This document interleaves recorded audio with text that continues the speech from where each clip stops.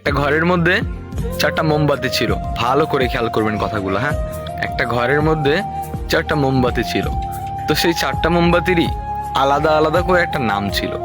প্রথমটার নাম ছিল শান্তি, দ্বিতীয়টার নাম ছিল বিশ্বাস, তৃতীয়টার নাম ছিল ভালোবাসা এবং সর্বশেষ যেটা তার নাম হচ্ছে আশা। তো কি হলো জানেন, জ্বলতে জ্বলতে হঠাৎ করে শান্তি নামের যে মোমবাতিটি ছিল সেই মোমবাতিটি নিভে গেল, বুঝছেন।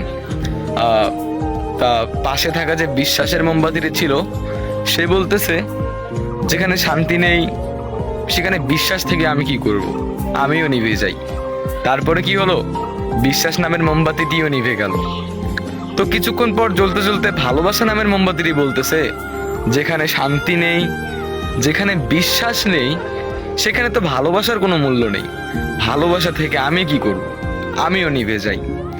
তো 4টা মোমবাতির মধ্যে 3টা মোমবাতি নিভে গেল। কি কি নিভে গেল? শান্তি, বিশ্বাস, ভালোবাসা নিভে গেছে। তো আধা ঘন্টা পর ওই রুমটার মধ্যে একটা ছেলে আসলো।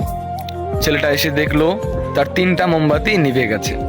তো সে কি করলো, আবার লাস্টে যেই মোমবাতিটি জ্বলতেছিল, মানে যে আশা নামে মোমবাতিটি জ্বলতেছিল, সেই মোমবাতিটি দিয়ে সে আবার পুনরায় সেই 3টা মোমবাতিকে আবার জ্বালিয়ে দিল। তো আবার 4টাই জ্বলতেছে, হ্যাঁ। তো এই গল্প দ্বারা আমরা কি শিখতে পারলাম? জীবনে চলতে গেলে শান্তি থাকবে না, বিশ্বাস উঠে যাবে, ভালোবাসা থাকবে না, কিন্তু কি কখনো আশা ছাড়া যাবে না। আপনি জীবনে কি করছেন, কি করেন নাই, কি করবেন, এগুলো কখনো ভাবা যাবে না। আপনি যেটা করতেছেন ওটা কন্টিনিউ করে যান, আশা ছাড়বেন না। স্বপ্ন থাকা ভালো, স্বপ্ন দেখুন, একটা আশা রাখুন মনের মধ্যে যে না আমি পারবো।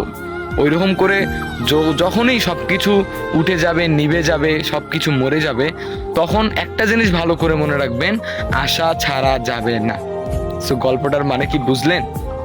যদি বুঝেন একটা ছোট্ট করে কমেন্ট করে যাবেন, আর যদি বেশি ভালো লাগে একটা শেয়ার করে দিবেন।